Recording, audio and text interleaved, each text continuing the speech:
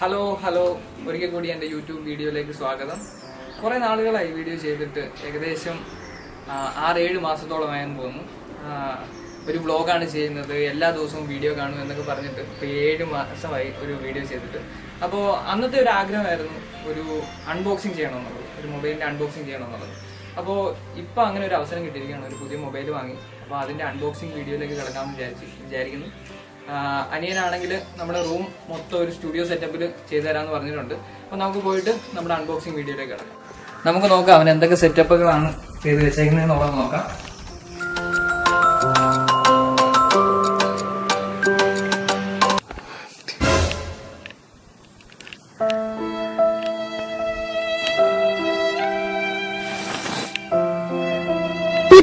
ശരിയായിട്ട്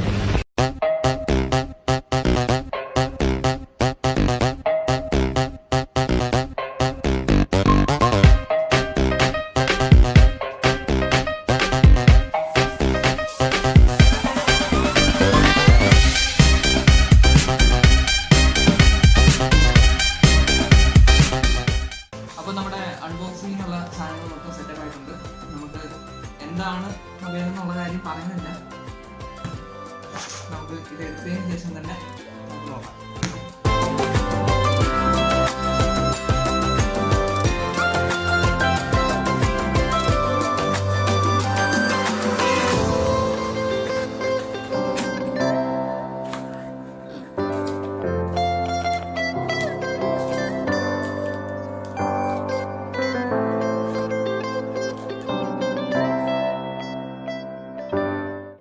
നമ്മളിപ്പോൾ അൺബോക്സ് ചെയ്തുകൊണ്ടിരിക്കുന്ന സെറ്റ് എന്ന് പറയുന്നത് ഓണർ 7S ആണ്. 7S ആണ് നമ്മുടെ മൊബൈൽ. ഇതിൻ്റെ ഒരു ഇനിഷ്യൽ കാര്യങ്ങൾ എന്ന് വെച്ച് കഴിഞ്ഞാൽ ഇതിൽ എഴുതിയിരിക്കുന്നത് 13.8 ഓണർ ഫുൾ വ്യൂ ഡിസ്പ്ലേ ആണ്, 13 MB rear plus 5 MB front camera. അതായത് ഡ്യുവൽ ക്യാമറ ഇല്ല അല്ലേ? ഡ്യുവൽ ക്യാമറ ഇല്ല. ഓക്കെ, ഞാൻ പരിചയപ്പെടുത്തിയില്ല. എൻ്റെ കൂടെ അൺബോക്സിങ്ങിൽ എൻ്റെ കൂടെ ഉള്ളത് 4-5 വർഷമായിട്ട് അൺബോക്സിങ് മേഖലയിലുള്ള പല വിദഗ്ധരുടെയും യൂട്യൂബ് വീഡിയോ കുത്തിയിരുന്ന് കണ്ട എൻ്റെ അനിയനാണ്. അപ്പോൾ അനിയനെയും കൂടി ഇതിലേക്ക് ക്ഷണിക്കുന്നു. ഡ്യുവൽ ക്യാമറ ഇല്ല അല്ലേ? ഡ്യുവൽ ക്യാമറ ഇല്ല. ഓക്കെ, ഫ്രണ്ട് ക്യാമറ എന്ന് പറയുന്നത് 13 MB ആണ്. Front camera 5 MB. Front camera selfie എടുക്കുന്ന ക്യാമറ 5 MB. ബാക്കിലുള്ള ക്യാമറ എന്ന് പറയുന്നത് 13 MB ആണ് അല്ലേ? Okay, 3-in-1 dual sim slot micro SD slot. അതായത് 3 സ്ലോട്ട് ഉണ്ട്, 2 സിമ്മും ഒരു SD കാർഡ് ഇടാം.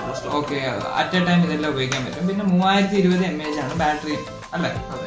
അപ്പോൾ എൻ്റെ കയ്യിലിരിക്കുന്ന ഫോണ് ഓണർ 9N ആണ്. അതിനാണെങ്കിൽ ഈ ഡുവൽ സ്ലോട്ട് മാത്രമേ ഉള്ളൂ. അതിൻ്റെ അതിൽ ഒരു സിമ്മും ഒരു മൈക്രോ SD കൂടെ ഉപയോഗിക്കാൻ പറ്റും, അല്ലെങ്കിൽ 2 സിമ്മേ ഉപയോഗിക്കാൻ പറ്റത്തുള്ളൂ.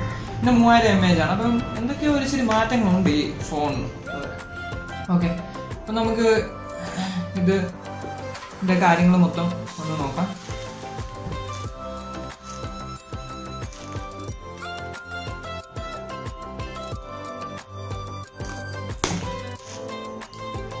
തല്ലി പൊളിക്കണം.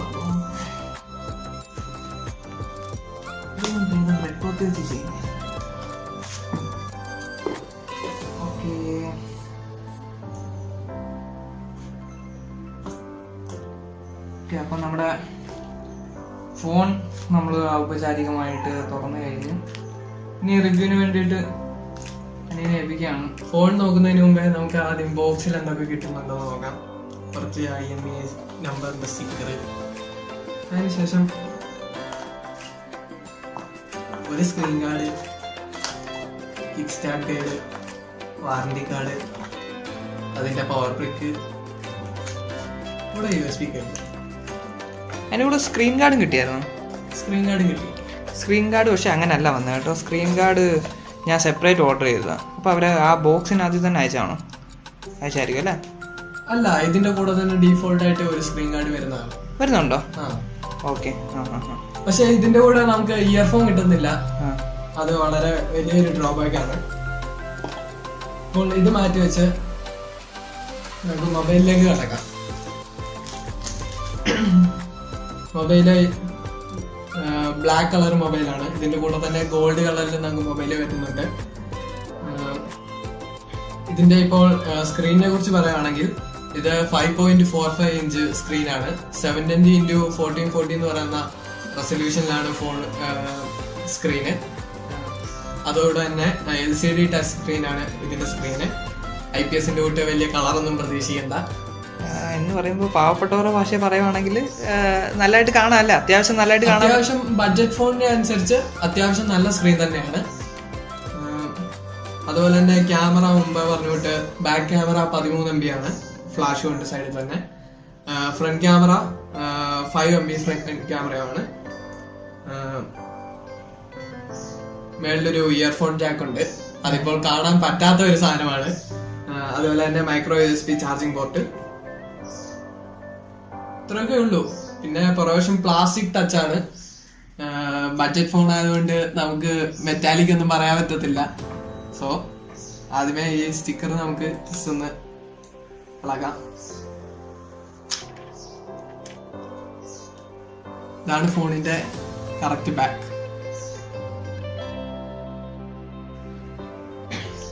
ഇതിനി നമുക്ക് ബൂട്ടപ്പ് ചെയ്ത് നോക്കാം. ഇത് ഓപ്പൺ ആയി വരുമ്പോഴത്തേക്ക് നമുക്ക് ഇതിന്റെ പ്രോസസ്സറിനെ കുറിച്ച് സംസാരിക്കാം. ഇതൊരു ക്വാഡ് കോർ പ്രോസസ്സറാണ്, സ്നാപ്ഡ്രാഗൺ ഇല്ല. സ്നാപ്ഡ്രാഗൺ ഇല്ല ഇതൊരു ബഡ്ജറ്റ് ഫോണാണ്. ഇതിന്റെ അകത്തിരിക്കുന്ന മീഡിയാടെക്കിന്റെ പ്രോസസ്സറാണ്. 1.5 ആണ് ഒരു കോറിന്റെ ക്ലോക്ക് സ്പീഡ് എന്ന് പറയുന്നത്. അതായത് അത്യാവശ്യം നമ്മുടെ ഡെയിലി ടാസ്കിനെല്ലാം തന്നെ ഇത് നല്ല രീതിയിൽ നമുക്ക് ഉപയോഗിക്കാൻ സാധിക്കും.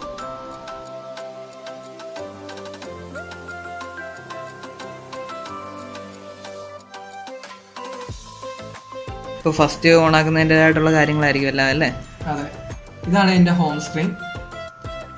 ആപ്സ് എല്ലാം ലോഡായി വരുന്നേ ഉള്ളൂ.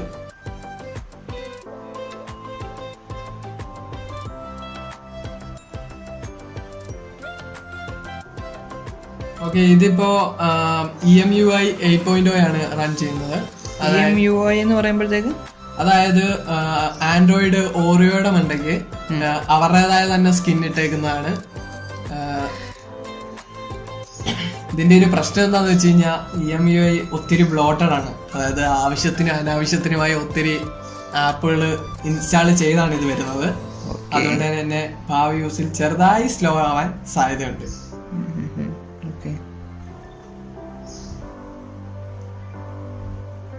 ഫോണിനെ കുറിച്ച് കൂടുതൽ അറിയാൻ വേണ്ടി നമ്മൾ എബൌട്ട് ഫോണിൽ കയറി കഴിഞ്ഞാൽ നമുക്ക് അറിയാൻ സാധിക്കും.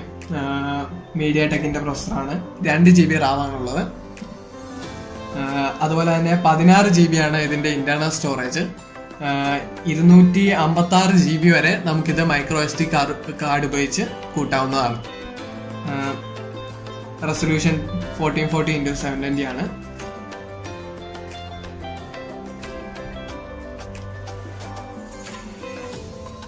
അപ്പോൾ ഈ റെസൊല്യൂഷൻ എന്ന് പറയുമ്പോഴത്തേക്ക് അത്യാവശ്യം നമുക്ക് ഒരു നല്ല സ്മാർട്ട് ഫോൺ തന്നെ അല്ലേ അതിൻ്റെ റെസൊല്യൂഷൻ കാണിക്കുന്നത്? അതോ ഒരു ബഡ്ജറ്റ് സ്മാർട്ട് ഫോണിനെ അനുസരിച്ച് ഇത് വളരെ നല്ല റെസൊല്യൂഷൻ തന്നെയാണ്. ബ്രൈറ്റ്നസ് അത്യാവശ്യം നല്ല ബ്രൈറ്റ്നസ് ഉണ്ട്. രാത്രിയിൽ എത്ര ഡിമ്മാക്കണമെങ്കിലും നമുക്ക് ഇത്രത്തോളം ഡിമ്മാക്കാനും സാധിക്കും. ഓക്കെ, അതുകൊണ്ട് തന്നെ ഒരു 6000 രൂപയ്ക്കുള്ള ഫോണിൽ വെച്ച് ഇത് അത്യാവശ്യം നല്ല ഡിസ്പ്ലേ തന്നെയാണ്. സത്യത്തിൽ ഇതിൻ്റെ വില കാണിച്ചിരിക്കുന്നത് 8,999 പക്ഷേ ഫ്ലിപ്കാർട്ടിൽ നിന്ന് വാങ്ങിച്ച സമയത്ത് ഇതിന് ഓഫർ പ്രകാരം 5,999, അതായത് 6000 രൂപയ്ക്കാണ് വാങ്ങിച്ചിരിക്കുന്നത് സാധനം. ഓക്കെ, ഫോട്ടോ നമുക്കൊന്ന് നോക്കാം, ഇതിൻ്റെ ക്യാമറ എത്രമാത്രം ക്വാളിറ്റി ഉണ്ടെന്നുള്ള കാര്യം. ക്യാമറ ഇത്തരം ബഡ്ജറ്റ് ഫോണുകളെ വെച്ച് നോക്കുമ്പോൾ ക്യാമറ നമ്മൾ അധികം പ്രതീക്ഷിക്കാതിരിക്കുന്നത് തന്നെയാണ് നല്ലത്. ഒരു സാമ്പിൾ ഫോട്ടോ എടുക്കുകയാണെങ്കിൽ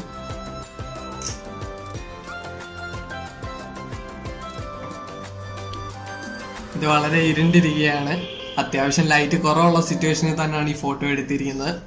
എന്നാലും അത്യാവശ്യം നല്ല ക്ലാരിറ്റിയോടെ തന്നെ ഫോട്ടോ നമുക്ക് കിട്ടിയിട്ടുണ്ട്. നമുക്ക് വേറെ എന്തെങ്കിലും ഒരു ചെറിയ ഒബ്ജക്റ്റ് കൂടെ നോക്കിയാലോ? ആ ഹോണറിന്റെ തന്നെ ബോക്സ് ഒന്ന് വെക്കാമോ?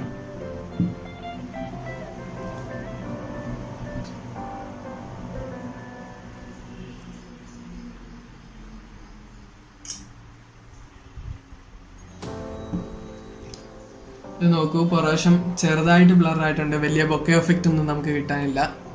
എന്നാലും അത്യാവശ്യം ഡേ ടു ഡേ യൂസിൽ ചെറിയ ചെറിയ ഫോട്ടോ എടുക്കുന്നതിന് എന്തായാലും ഉപകാരപ്രദമായിരിക്കും. ഓക്കെ, വീഡിയോയോടെ ഒന്ന് നോക്കാവോ? നമ്മളിപ്പോൾ 9Nലാണ് എടുത്തുകൊണ്ടിരിക്കുന്നത്. 7Sൻ്റെ വീഡിയോ ക്വാളിറ്റി എങ്ങനെ ഉണ്ടെന്നുള്ള കാര്യം ഈ രണ്ട് ഫോണുകളും തമ്മിൽ വാങ്ങിച്ച സമയത്ത്, അതായത് ഞാൻ വാങ്ങിയിരിക്കുന്നത് 9N വാങ്ങിയിരിക്കുന്നത് 9999 ഇത് വാങ്ങിയിരിക്കുന്നത് 5999. അതായത് ഒരു 4000 രൂപയുടെ വ്യത്യാസം ഈ രണ്ട് സെറ്റുകളും തമ്മിലുണ്ട്. അപ്പോൾ അതിൻ്റേതായിട്ടുള്ള എന്തെങ്കിലും മാറ്റങ്ങളുണ്ടോ എന്ന് നമുക്ക് നോക്കാം. അത് നമുക്ക് ക്യാമറ ആപ്പിൽ തന്നെ ആദ്യമായി കാണാൻ സാധിക്കും. കാരണം 9N കൂട്ടത്തെ ഒരു വലിയ സെറ്റിലുള്ള വലിയ പ്രോ ഫീച്ചേഴ്സ് ഒന്നും നമുക്ക് കാണാൻ സാധിക്കത്തില്ല. വളരെ കുറച്ച് ഓപ്ഷനേ ഉള്ളൂ. HDR, panorama, video, beautification mode ഉപയോഗിക്കാതിരിക്കുന്നതായിരിക്കും ഏറ്റവും നല്ലത്. എല്ലാം സ്മൂത്തും ചെയ്ത് കളയും. നമുക്ക് വീഡിയോ നോക്കുകയാണെങ്കിലും ഫോക്കസ് ചെയ്യാൻ ക്യാമറ സെൻസറിന് ഇച്ചിരി താമസമുണ്ട്. അതുപോലെ തന്നെ വീഡിയോയ്ക്ക് ഇമേജ് സ്റ്റെബിലൈസേഷനോ അങ്ങനെ ഒരു സാധനവും നമുക്കിതിന് കിട്ടുന്നില്ല. ഓക്കെ, പക്ഷേ എനിക്ക് തോന്നുന്നു ഒരു യൂട്യൂബ് വീഡിയോ വല്ലതും തുടങ്ങുകയാണെന്നുണ്ടെങ്കിൽ ഇത് വെച്ച് ഉപയോഗിക്കാമെന്ന് തോന്നുന്നു അല്ലേ? തീർച്ചയായും നമുക്കിത് വെച്ച് ഒരു ട്രൈപോഡും കൂടെ ഉണ്ടെങ്കിൽ, ട്രൈപോഡോ മോണോപോഡും കൂടെ ഉണ്ടെങ്കിൽ നമുക്ക് തീർച്ചയായും ഇതൊരു ചെറിയൊരു യൂട്യൂബ് ചാനൽ സ്റ്റാർട്ടിൽ നമുക്ക് ഉപയോഗിക്കാൻ സാധിക്കുന്നതാണ്. ഇതിൻ്റെ സ്ക്രീൻ ടു ബോഡി റേഷ്യോ ഇച്ചിരി കുറവാണ്. അതായത് നല്ലോണം ബെസൽസ് ഉണ്ട്. നമ്മുടെ ഇന്ന് കാണുന്ന ഫോണുകൾക്കെല്ലാം തന്നെ ബെസലുകൾ ഫുള്ള് കുറച്ചിട്ട് ഇവിടെ ഒരു നോച്ചാണ് കാണാൻ സാധിക്കുന്നത്. ഓക്കെ, അതായത് എൻ്റെ 9N തന്നെ മൊത്തത്തിൽ ആ സ്ക്രീൻ മൊത്തത്തിൽ ഡിസ്പ്ലേ ആയിട്ട് കാണുന്നുണ്ട്. ഇതിന് അതില്ല അല്ലേ? ഓക്കെ, ഇതിന് അങ്ങനെ ഒരു ഓപ്ഷൻ ഇല്ല. ഓക്കെ, അതുപോലെ തന്നെ നമുക്ക് ഇതിനൊരു ഫിംഗർ പ്രിന്റ് റീഡറും ഇല്ല. ഓക്കെ, ഫിംഗർ പ്രിന്റ് സെൻസർ ഇല്ല അല്ലേ? ഫിംഗർ പ്രിന്റ് സെൻസറും ഇല്ല. ഓക്കെ, 5999 രൂപയ്ക്ക് ഈ ഒരു സെറ്റ് വളരെ നല്ലതാണെന്ന് എനിക്ക് തോന്നുന്നു. ഇതിൻ്റെ അകത്ത് നമുക്ക് സെപ്പറേറ്റ് ആയിട്ട് ഒരു സ്പീക്കർ ഗ്രിൽ ഇല്ല എന്നുള്ളതാണ് സത്യം. നോക്കിയാൽ അറിയാം, ഇവിടെ സ്പീക്കർ ഗ്രില്ല. ഫോണിന്റെ പുറയിലും അങ്ങനെയൊന്നും കിട്ടിയിട്ടില്ല. പകരം ഈ ഇയർ പീസ് ആണ് സ്പീക്കർ ഗ്രില്ലായിട്ട് ആക്ട് ചെയ്യുന്നത്. സ്പീക്കറായിട്ട് ആക്ട് ചെയ്യുന്നത് ഈ ഇയർ പീസ് തന്നെ ആയിരിക്കും. അതിനാൽ തന്നെ സൗണ്ട് ഇച്ചിരി ഡിസ്റ്റോർട്ടഡ് ആണ് വരുന്നത്. ഇപ്പോൾ ഫുൾ സൗണ്ട്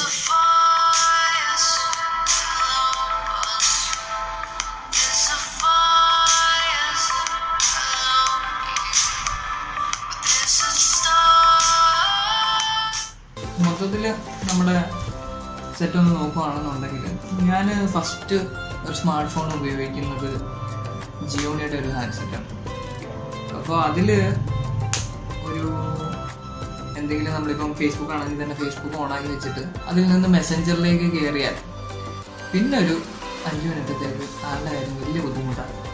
ആള് പിന്നെ അതെല്ലാം ശരിയാക്കി വന്ന് 2-3 വട്ടം ഹാങ്ങായി അങ്ങനെ ഭയങ്കര സ്ലോ ഒരു സെറ്റിൽ നിന്നാണ് ഞാൻ ഫോൺ 9Nലേക്ക് വന്നത്.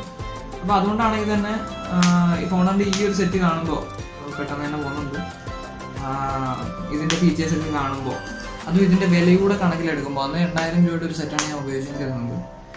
ഇതിൻ്റെ വിലയും കൂടെ കണക്കെടുക്കുമ്പോൾ വളരെ നല്ലൊരു എൻട്രി ലെവൽ സ്മാർട്ട് ഫോണായിട്ടാണ് എനിക്കിതിനെ കാണാൻ കഴിയുന്നത്. അത്യാവശ്യം നമുക്ക് വേണ്ട എല്ലാ ഫീച്ചേഴ്സും ഇതിനുണ്ട്. പിന്നെ നമുക്ക് ഇതിൻ്റെ പ്രൈസ് കൂടി അടിസ്ഥാനപ്പെടുത്തിയിട്ട് ഇതിനെ മൊത്തത്തിൽ അവലോകനം ചെയ്യാൻ സാധിക്കും. നമുക്ക് ഈ ഒരു പ്രൈസിൽ നമുക്ക് വേണ്ട മൊത്തം ഫീച്ചേഴ്സ് ഇതിൽ അവൈലബിൾ ആണ്. 2GB RAM ആണ്. അപ്പോൾ കുറച്ചൊന്നും ഉപയോഗിച്ച് നോക്കുമ്പോൾ മാത്രമേ നമുക്ക് എത്രമാത്രം ആ ഒരു 2GB RAM പെർഫോമൻസ് നമുക്ക് കിട്ടും എന്നുള്ളത് നമുക്ക് മനസ്സിലാക്കാൻ പറ്റുന്നു.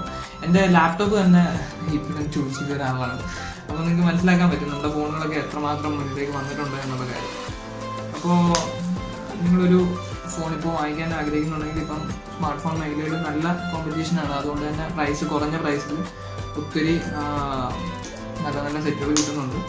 അങ്ങനെ ഒരു എൻട്രി ലെവലിൽ നിങ്ങൾ നോക്കുമ്പോൾ 5999 ഹോണറിൻ്റെ 7S എന്ന ഈ മോഡൽ നമുക്ക് വാങ്ങിക്കാവുന്ന ഒന്നാണ്.